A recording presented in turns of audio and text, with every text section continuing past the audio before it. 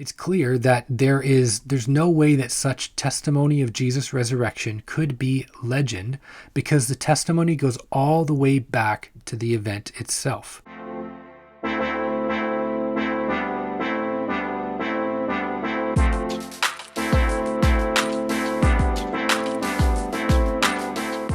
Welcome to the Ryan Holmes podcast, where our goal is to encourage Christian thinking and Christian living. This is episode number 12. I really hope that you enjoyed last week's episode, where we had the opportunity to speak with Connor Gall about the subject of singleness. And I hope that for any single people out there, that it was an encouragement. But also, if you are married and you're listening, I hope that you were able to take some good insights from that podcast as well, because I don't think it necessarily just spoke to one group of people. I think it was helpful for all of us. It was encouraging for me and challenging for me as well. And I appreciate Connor's friendship and his willingness to take part in the podcast. And so, yeah, I hope you enjoyed it. And I hope you're going to enjoy this week's episode as well. This week is a really important discussion. We will be taking a deep dive look into the Bible. We will split this conversation into two parts, just because we have a lot to talk about and a lot to bring you. So we will do part one this week, part two next week, of course. All right. So here are some questions for us. Do we have reason to trust the Bible? Is the Bible a historically reliable document? Do we have an accurate copy of the Bible today? These are all types of questions that have been debated, discussed, studied for generations. I believe that the evidence for the reliability of the Bible is strong, and I hope to unpack that in this episode and obviously next week's episode as well.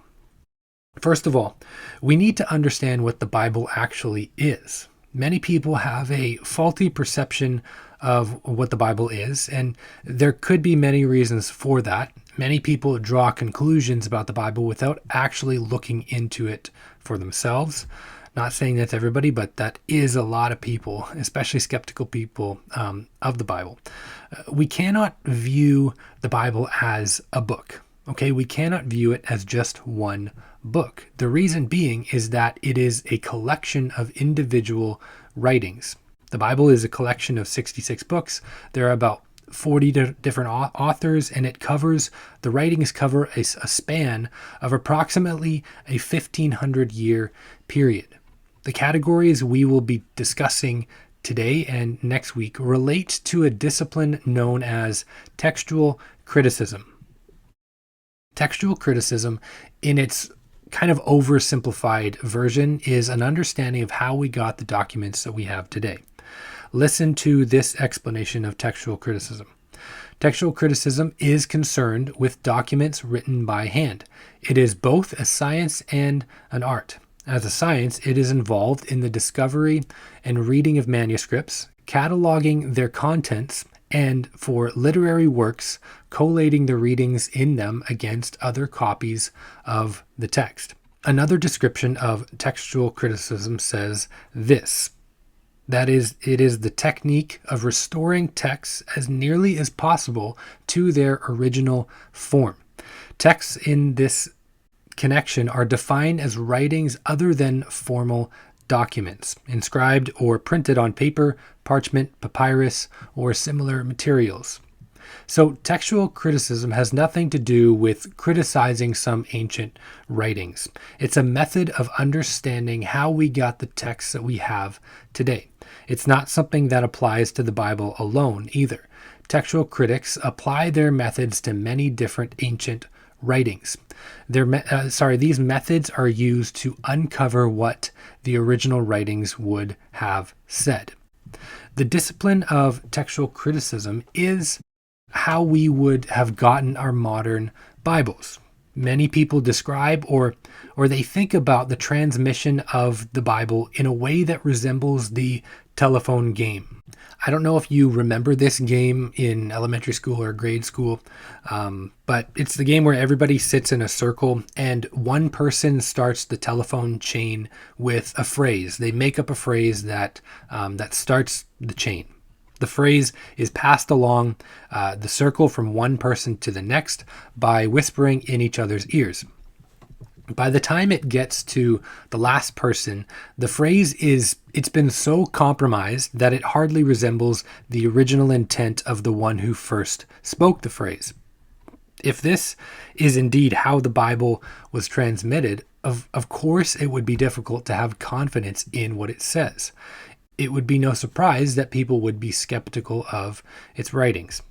But is this how the Bible was actually passed along? Most certainly not in any way. It wasn't like this. The Bible we have today was translated from what are called manuscripts. These manuscripts were written and then copy after copy after copy was made of these manuscripts. They were handwritten documents written on papyrus. This would have been what they had to write on back in those days. So let's take the New Testament writings for example. Copies of the original manuscripts would have been constantly made and distributed to the churches of the known world at that time, to the point where there would have been hundreds or even thousands of these copies of these manuscripts. We actually have copies of these manuscripts even today, copies that date back to the 1st and 2nd century. Again, looking at the New Testament, today, there are more than 5,600 handwritten Greek manuscripts. There are also an additional 9,000 manuscripts written in languages such as Syriac, Coptic, Latin, and Arabic. You'll notice that we will be giving you a more focused approach on the New Testament specifically in these next few episodes. And this isn't because the Old Testament is unimportant, because it is. But if we do have a reliable accurate copy of the New Testament, and it's true, then you get the Old Testament lumped in, because the New Testament actually, and Jesus specifically, affirms the Old Testament. So you get it thrown in. So this is how we got the Bibles that you and I enjoy today. There hasn't been this sort of telephone game going on for the past 2,000 and some odd years, to the point where the words we have today are utterly unrecognizable from their originals. I'll be clear that we do not actually have the original documents. I want us to be clear about that up front, all right? This doesn't mean, however, that we cannot have confidence in what our Bibles say. It might actually be even a good thing that we don't have the originals, since no one would be able to manipulate them in any way. But nonetheless, we can still have confident assurance in the Bible that we have today. So the first thing I want to do as we get into a lot of this information is kind of do a bit of a comparison game. So let's compare the amount of manuscripts of the New Testament that we have today with the amount of manuscripts from other ancient writers. Keep in mind, we are perfectly comfortable attributing these ancient writings to their proper person. So again, how many Greek New Testament manuscripts do we have? Over 5,600. There was a man named Homer. He was an ancient Greek author and poet. All right. He's a well-known ancient Greek author and poet. I don't know how to say it any other way. So how many manuscripts do we have of his writings today? About 640 manuscripts. There is an individual named Demosthenes. He was an ancient Greek statesman and orator. And how many manuscripts of his writings? About 200. Somebody named Herodotus. He was an ancient Greek writer and historian. And how many manuscripts do we have of his? Around 8. Plato, you might recognize that name, was an ancient Greek philosopher. And how many manuscripts do we have today? Around 7. Tacitus was a Roman historian. Again, how many manuscripts do we have today? About 20. And then there is Pliny. He was a Roman author, and the amount of manuscripts that we have today are about 7.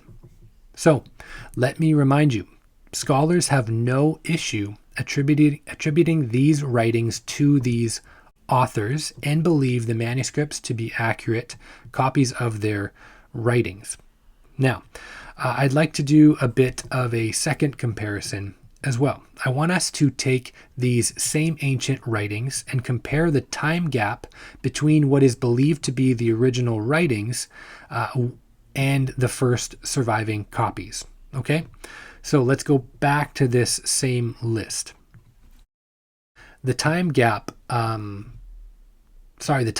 the first surviving copies and the time gap of the originals for Homer, about 500 years. Okay? Demosthenes, about 1400 years. Herodotus, 1400 years. Plato, 1200 years. Tacitus, 1000 years. Pliny, 750 years. Okay? So the shortest time gap is 500 years in that grouping. Now, what is the time gap between the original writings of the New Testament documents and the earliest known surviving copy we have today? About 25 years. 25 years is a crazy small time gap in between what is believed to be the originals and the first known copies. And we must understand that it is unlikely that the known copies we do have are the first handwritten copies. There would most certainly have been copies written prior to these known copies that have since been either lost, decayed, or we just haven't found them yet. So, if we wouldn't have doubt about the writings of these other ancient authors that we just noted, why then would we have such a high level of skepticism towards the New Testament writings? There is no reason why we should have confident assurance in these other ancient writings or these texts while dismissing the New Testament writings at the same time. If anything, we should have more doubt about the ancient writings in comparison to the New Testament. But let's add something additional to this. The oldest surviving manuscripts of a completed New Testament book date to about 200 AD. The oldest surviving manuscripts of a complete set of the entire New Testament dates to around 250 AD. So this is still a smaller time gap than the other ancient writings that we noted. Before we continue, I really appreciate you tuning in to this episode. If you're enjoying this podcast, please give it a 5-star rating on iTunes or Apple Podcasts. Leave us a review or subscribe on whatever listening platform you might be using, and that will just help boost the podcast's reach and visibility. I don't know how all the algorithms work, but I know that helps it.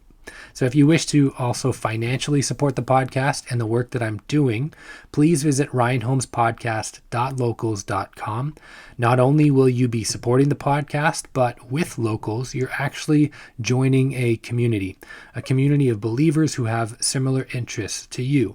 And the way Locals works is it's actually like a social media platform. You can post things, you can share things, you can communicate with people within the community. So it's actually kind of a neat tool.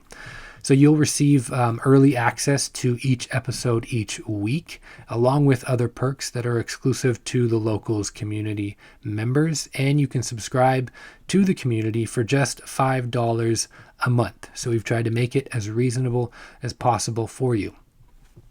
And if you're on YouTube, please like the video, comment, subscribe, and don't forget to hit the notification bell. Thanks again, and I appreciate all of your support. Next, I'd like us to consider when the New Testament books must have been written. We've looked at the manuscript evidence based on the copies of the manuscripts we do have today, but when would the New Testament books have been written? This is something I'd like us to unpack as we go forward now. We're going to move from the latest possible dating for the New Testament books, and then we'll kind of narrow it and dwindle it down to what the earliest New Testament books might be. All right, it'll be kind of in 4 sections. So number 1, all New Testament books most certainly would have been written by 100 AD. We know this because 3 of the early church fathers, between the time of 95 AD and 110 AD, quote 25 out of the 27 books. These church fathers were Clement, Ignatius, and Polycarp. Jude and 2 John were the only ones not mentioned in these writings. Jude, being Jesus' half-brother, would certainly have written this short book by this time, as he would not have been alive by 100 AD. 2 John would have been written because it comes before 3 John, and 3 John was one of the books quoted by the 3 early church fathers. So, most certainly, the entire New Testament would have already been written by about 100 AD. This means that the whole of all the New Testament books were written within 70 years of Jesus' death, because Jesus was crucified around 33 AD. All right, number 2. Most of the New Testament books would probably have been written by 70 AD. So this point will require a little bit of thinking and kind of unpacking on our part. So you have individuals who were tasked with writing all about the life of Jesus, about the aftermath of Jesus' death and alleged resurrection, about the life of the church that Jesus had established, and so on. Many of these individuals were so specific about the particular events that took place in that day. Jesus actually predicts something that was going to happen in the near future. And what he predicts was actually written down. In Mark chapter 13 and verse 2 and verse 30, Jesus predicts that the temple would be destroyed within the generation of the ones writing these things. As a devout Jew, the temple was a pretty big deal. It played a role in the life of every Jewish person. It didn't just have a religious impact, but also a political impact and even an economic impact. Here's a question. If you and your fellow followers of Jesus were going to write accounts about his life after the temple and city were destroyed in 70 AD, don't you think that you would at least make some mention of this national and religious tragedy? Jesus even predicted this would happen. Wouldn't we find this event somewhere in their writings? Yet we can't find any information about the temple or city being destroyed. You might say, Ryan, isn't this just an argument from silence? Possibly, but the New Testament documents seem to imply the temple and city were still intact because they speak of activities that were common to the temple and city at that time, and even at the time of the writings. So we have good reason to believe that at least most of the New Testament books were penned before 70 AD, because there's no mention of the temple or city being destroyed. This would be 40 years after the death of Jesus. Number 3, many of the New Testament books were written before 62 AD. So Luke chronicles the events of the early church in the book of Acts. Luke was known for his meticulous detail in his writings. Maybe it had been due to the fact that he was a doctor. Who knows? I'm not sure. But Luke was so detail-oriented that he included specific details that would suggest he was either an eyewitness or he had access to eyewitness testimony. For example, he recorded the names of local politicians, local slang, local weather patterns, local topography, and local business practices. He even recorded the correct depth of the water about a quarter mile off of Malta. Luke's use of pronouns even shift as he's writing. They go from they to we, which would suggest to us that he was an eyewitness of the events he recorded. So if Luke was so detail-oriented about his writings and the events that took place, would it make sense to omit the events surrounding Paul's execution if the book of Acts hadn't been completed before Paul's death? I mean, he was literally following Paul around and writing about what happened. Do you think Paul's death would have been an important event to document? Luke even records the deaths of Stephen and James, the brother of John, who were martyred for their faith, and yet Paul's execution is left out. In fact, the book of Acts ends with Paul under house arrest and still alive. Also, the book ends with James, the brother of Jesus, also still alive. James was one of the primary leaders of the early church. We know from historical sources outside the Bible or extra biblical sources that Paul was executed sometime during the reign of Nero around 68 AD. We also know from the writings of Josephus that James was killed in 62 AD. So it stands to reason that the book of Acts must have been completed before 62 AD if both Paul and James were still alive when the book comes to an end. So if the book of Acts was written in 62 AD, then Luke's gospel would have been completed before then, because Luke reminds us in the beginning of Acts about his first book. How much earlier then would the gospel of Luke be? Most likely around 60 AD or even earlier. Because if you think about it, the book of Acts, the latest date would be 62 AD. And if this is the case, there must have been time for Luke's gospel to have already been completed and in circulation. Paul even references Luke's gospel when he was writing between 62 and 65 AD and refers to it as scripture. If Luke was written in 60 AD, then Mark would have been written in the 50s, because Luke says that he got his facts from eyewitness testimony. Listen to Luke chapter 1, verse 1 through 4. It says this, "Many have undertaken to draw up an account of the things that have been fulfilled among us, just as they were handed down to us by those who from the first were eyewitnesses and servants of the word. Therefore, since I myself have carefully investigated everything from the beginning, it seemed good also to me to write an orderly account for you, most excellent Theophilus, so that you may know the certainty of the things you have been taught." Most scholars, they believe that Mark's gospel was one of these eyewitness sources that Luke would have used to record his account in the Gospel of Luke. This would mean that we have carefully recorded eyewitness testimony written within 25 to 30 years of Jesus' death, burial, and resurrection. These writings would be far too early to be legendary. This also means that the eyewitness sources would go back even earlier. So this brings us to number 4. Some New Testament books were penned in the 40s and 50s. What we know about Paul's first letter to the church at Corinth is that it was written between 55 and 56 AD. Obviously, this would make the Gospels much earlier. In his letter, he speaks on many different things related to the church. One of the things that he talked about was the Lord's Supper. This shows that the church at Corinth was already observing the Lord's Supper within 25 years of Jesus' resurrection.